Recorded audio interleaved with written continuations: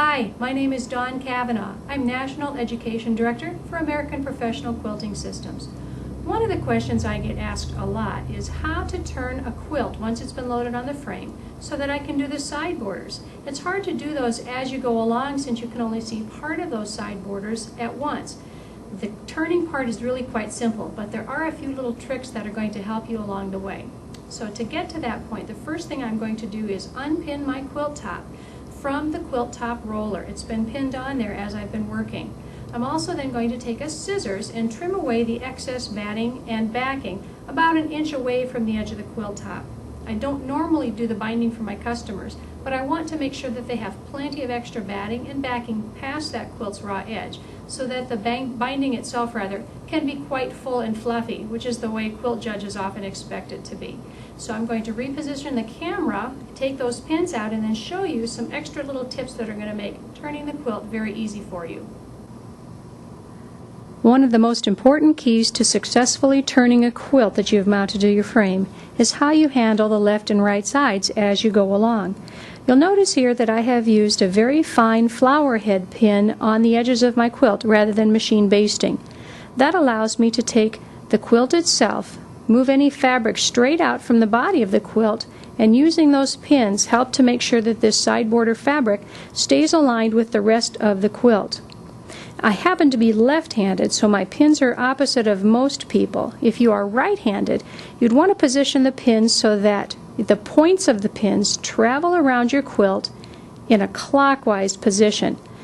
As a left-handed person, my pins are going in the opposite direction. They'll continue to travel around my quilt in a counterclockwise motion.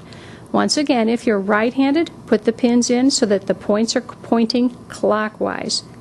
That's important so that you can quickly remount the quilt once you've turned it.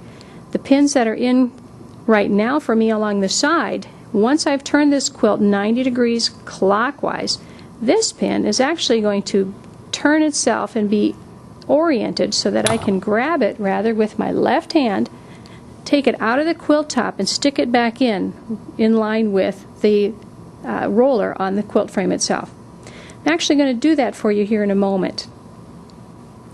Another key is the flower head pin. Make sure that you use one that is very soft and flexible, not something like a corsage or a T-pin. Let me show you why that's important. Even if you use something very sturdy to pin on a quilt to your particular canvas, such as a flower or corsage pin or even a T-headed pin, these fine flower head pins from Clover Manufacturing come in packages of 20. They are 55 millimeters in diameter and 50 millimeters in length, I believe, and they work very well because they will actually stay inside my quilt all along, and they'll bend around my canvas without tearing up the quilt, but most importantly, will straighten out again and not retain that bent motion. That's why, as you can see on the end of my quilt, I've got those pins all along the edge, and they're actually traveling up all the way and are wrapping around my roller as I go. Well, I'm going to take the pins out of the canvas holding it right now, the quilt top canvas, trim the backing, and we'll turn this quilt for you.